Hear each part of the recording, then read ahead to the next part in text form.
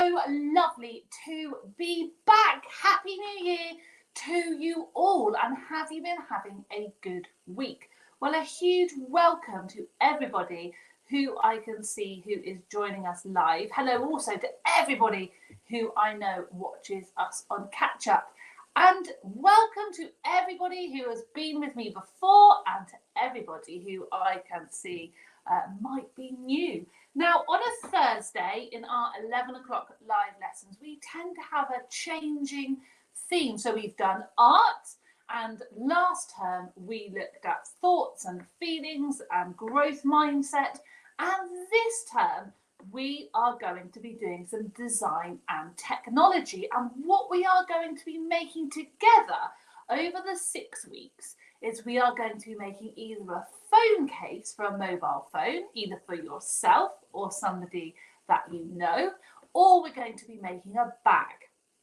And we're going to look at all of the design process, and we're going to look at designing our bag or our mobile phone case, and then we're going to be looking at how you make a pattern. We're going to be looking at different stitches, and then we are going to be making our phone case. Now, for the first few weeks, you don't actually need anything other than your brain and some paper and a pencil. And there's a good reason why I've told your grown-ups that you don't really need anything right now.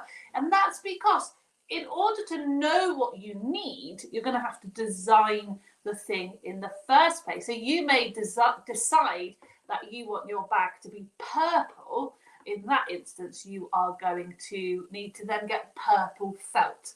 But if your grown-ups want to get a little bit ahead of the game, we are going to be using felt. It is a really easy thing to use. You can get it in lots of craft shops and online. And you just need to think, because obviously we won't be making our pattern until I think it's week 3 offhand. And so therefore you need to work out how much you need because we're going to be making the phone case or however big your bag is. We don't need a sewing machine because we're going to be learning lots of stitches by hand, which is really, really useful for good life skills. And so all you're going to need is some cotton and a needle. But we don't need any of that for these first few weeks because we're going to be putting our design hat on. And we're going to be thinking about what designers actually do. So if you were in charge of making t-shirts and designing t-shirts for a high street company, you wouldn't charge straight in to making the t-shirt. There's a big process that you have to do. And that is the process that we are going to do together to make our phone case or our bag. Now, this is going to be slightly different, this lesson, to some of the other sessions that I do, because it's going to be a bit shorter. And the reason it's going to be a bit shorter is because there's going to be stuff that you're going to need to do on your own in your house. And I'm not with you, and I don't really think that you're going to particularly benefit from me just sitting here going while you're doing it. So what I'm going to do is we're going to do sort of a shorter session, and then I'm going to give you some things that you need to do before next week in order to design and develop and make your bag. Does that make sense? Brilliant. So the first thing that you are going to need is you are going to just need a pencil and paper today and lots of ideas, because what we're going to be looking at is we are going to be looking about design criteria. Now that might sound really complicated and you might be like, oh my goodness, I don't know what that is. But it's what a designer will start with before they design a t-shirt or design a pair of trousers, before they even get to the process of either making it or getting somebody to make it for them.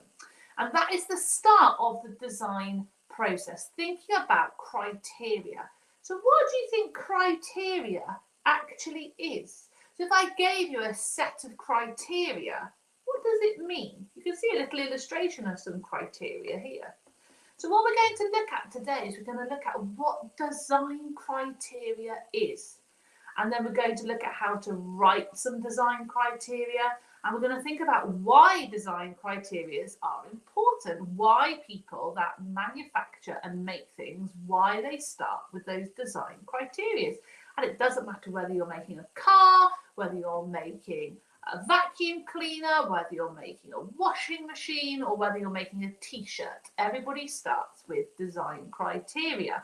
And so lots of you understand what criteria is already. It's like somebody is saying about it being a list of things you've got to think about. And so that's what we're going to start by looking at. So brilliant. So that's what design criteria is. When you look at a product, you think about, well, does the product work? Does the product actually work? Does it do the job that it was designed to do? The other thing you need to think of is, does it meet the needs of the target market? Now, what do we mean by target market? Well, what we mean is the people who are likely to buy it.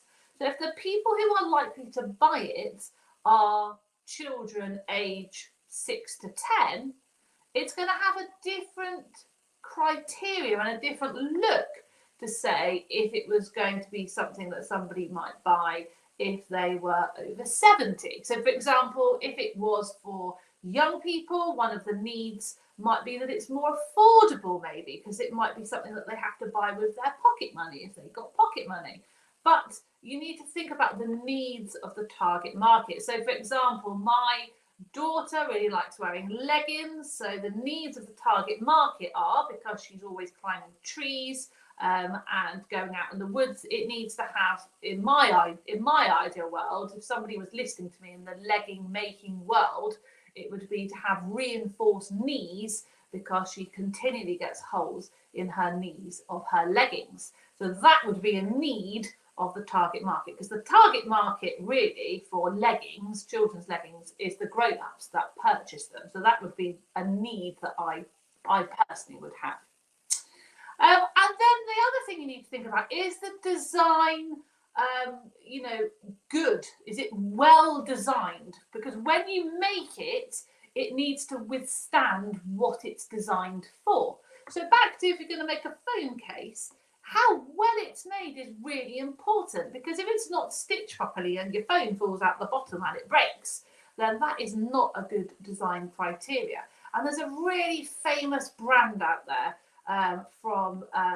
that makes furniture, and if you've ever been to one of their shops, I really remember seeing this. I don't know if it's still in there, but they have a chair and they have a robot bum, and it goes down and sits on the chair like thousands of times to make sure that that chair is well made and fit for purpose. And so that's another thing that's important with design criteria. So let's have a think then. We're thinking about this design criteria. What do you think the design criteria would have been for this mobile phone case? What do you think? So you need to look at it and you think, what do you think the design criteria would have been? What do you think the person who would buy it, why do you think they would buy it? Okay, I'm going to give you 30 seconds and you can either, as always, write it in the chat, or you could write it on some paper, or you could have a chat to somebody at home. But what do you think the criteria was when the designer made this design criteria? 30 seconds, off you go.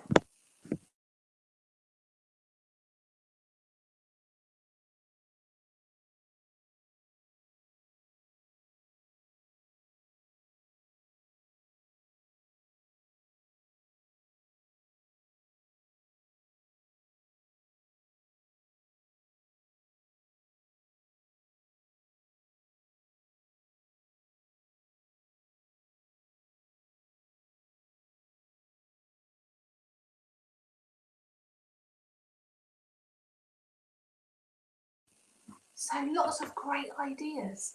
So, excuse me. So it looks very simple, doesn't it? It's very plain colours.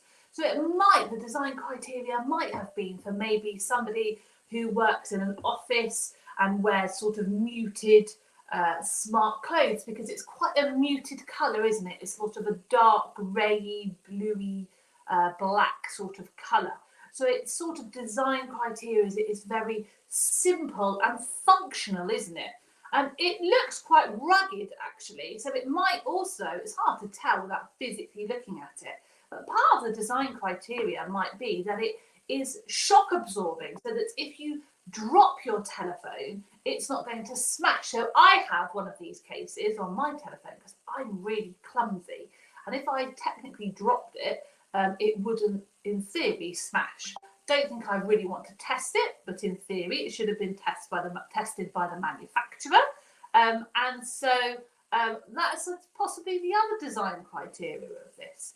Who would potentially buy this? Well, again, I think that the potential purchaser of this is somebody who would, as I said, wear quite muted colours and would be doing these things, using this if they were maybe going to an office. Now, not necessarily, because actually there's no reason you couldn't have a really vibrant, bright phone case, but it looks like it would be quite matchy-matchy if you had sort of a navy suit on, for example. Right, let's look at the next one. So what do you think the design criteria for this mobile phone case would be? What do you think the design criteria for this one would be? Okay, are you ready? Off you go.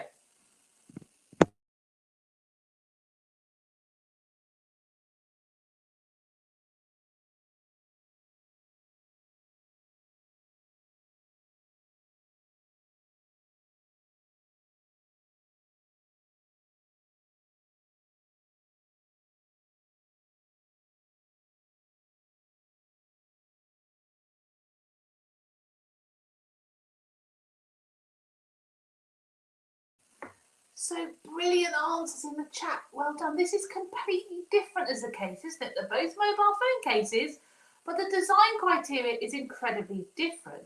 This actually probably is a little bit more my cup of tea because it's really colourful and I like really colourful things. So this design criteria potentially is for people that like maybe more vibrancy in their mobile phone cases. It also doesn't look, though, very rugged, does it? So actually the design criteria maybe is for somebody who's more careful, maybe who takes a bag out with them, that doesn't just sort of pop it in a pocket like I do. And so maybe this is less rugged, so it's less likely to protect the phone, but it's more likely to sort of create a fashion piece as your phone, because you've got all of these beautiful colours. What I like about this is there are lots and lots of different colours. That might have been, again, part of the design criteria, so that it matches whatever clothes you're wearing. It could match if you were wearing blue, or you're wearing purple, or you were wearing pink.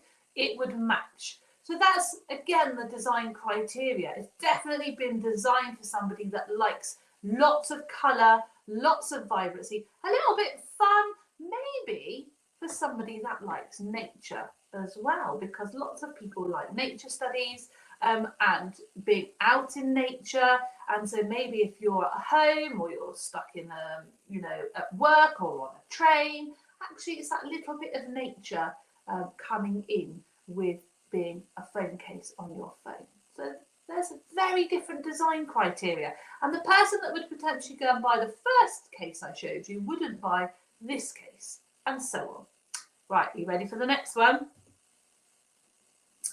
What do you think the design criteria is for this one? Okay, I'm going to give you 30 seconds. Off you go.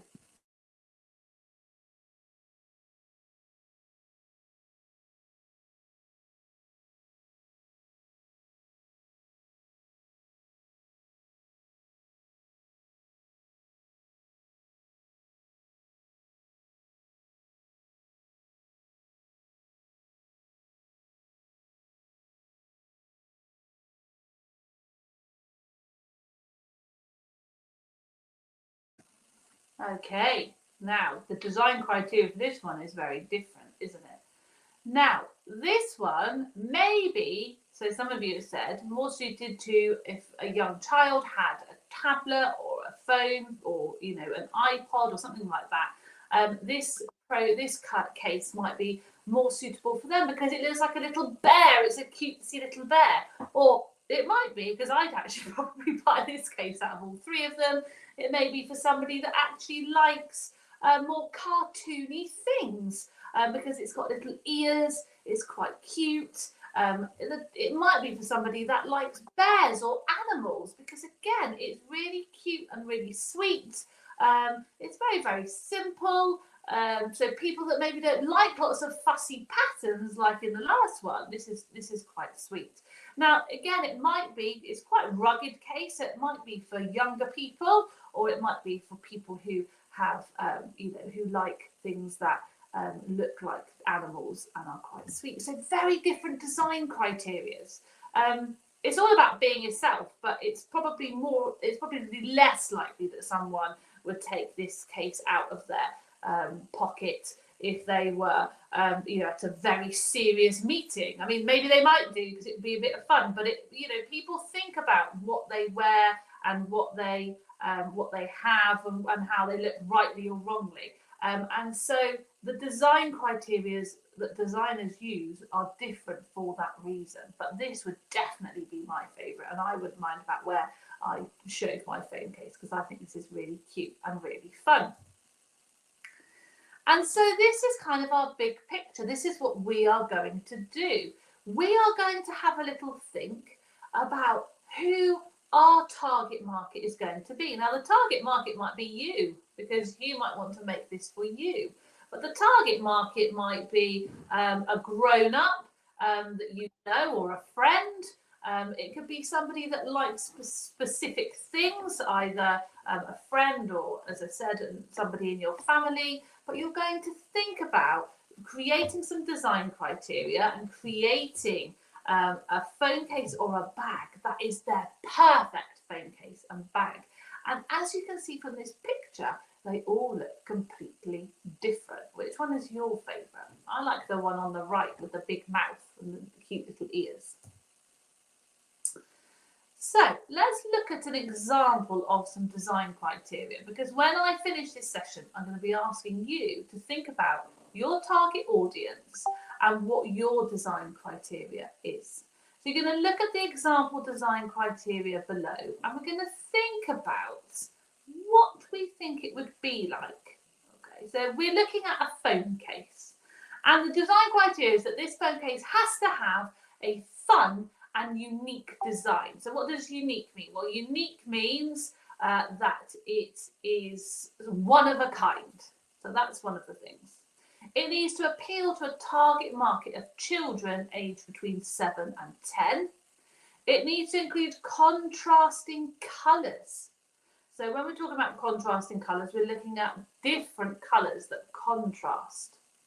It needs to include a hole for the camera and a hole for the charger, and it needs to be well made with strong stitching so that the phone doesn't come out of the bottom of the case. So what matches those things? Which of those criteria is about how the product works? Which of those criteria is about the needs of the target market? And which of those criteria is about how well it's designed and made? So let's have a little think. What things are being considered in this design? What are we actually considering in this design? So I'm going to give you 30 seconds to have a think. If you want, you can even do a little quick sketch of what you think the case might look like. Are you ready? Off you go.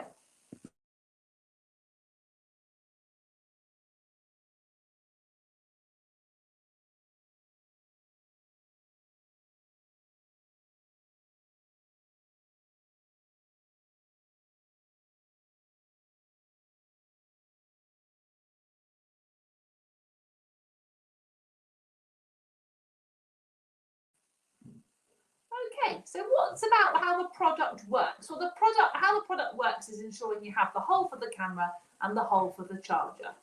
Okay, what does it mean? But how does it meet the needs of the target market? Well, by being fun, because you're more likely to get children wanting things that look fun and have vibrant, contrasting colours. Not always. If any of you have seen some of my dungarees, you'll know that I like fun and vibrant colours. But in terms of, if you think about going into a toy shop, I sometimes find going into a toy shop really overwhelming because actually everything's bright and vibrant.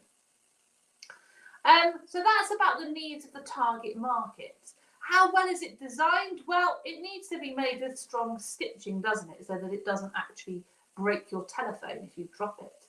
The other thing to think about is that some of these cross over, don't they? because you probably, if you look at the statistics, you're probably more likely to drop a bag or a phone if you're younger than maybe if you're a little bit older, because sometimes when you're trying to sort of juggle too many things, you might find that actually it being more robust is more important if you're giving, say, a bag to a 3-year-old. So if you're going to make your bag for a toddler or a preschooler, you do tend to find that they drop things a lot more because they're learning their skills of coordination. So thinking about how well is designed could cross over with how it meets the target needs, the needs of the target market. Be interesting to know what vision you have in your head of what this particular phone case might look like. So let's have a little game. When we were talking about design criteria, I was talking about various things you need to consider. When you're looking at what the product looks like, what it physically looks like, what word could you use to describe that? What word could you use to describe what the product looks like? So if I was going to pick up something like this, something on my table. So this is a camera that I use to look at my dog when I go out to the shops. Okay, so when I'm looking at what this product looks like and how it might fit into my kitchen, what am I considering? Do you know what that word is? Don't worry if you don't, have a guess. What's the word called where you write this list that tells the designer what the product has to do and what it must include? You know what that word is? We've used it quite a bit already. And what's the word called when we talk about what the product does and how well it works? So remember when we talked about the chair and testing the chair over and over again. Do we know what that word is? Because these words are all words that designers use. So when you're looking at what the product looks like, you're talking about its aesthetics. So when I'm looking, this is quite a streamlined camera. Okay, and it's quite plain because you want it to just fit in the back. You don't want it to be that visible actually because it's a bit sort of ugly. It's more about a function, isn't it? But when you're looking at what the product looks like, you're looking at its aesthetics. And then when you're looking at design criteria, is what we've been looking at, isn't it? With all that big list. And then it's function. It's called functional. What the product actually does and how well it works. So I have a pencil here that my daughter uses when she's writing. Can you see its function?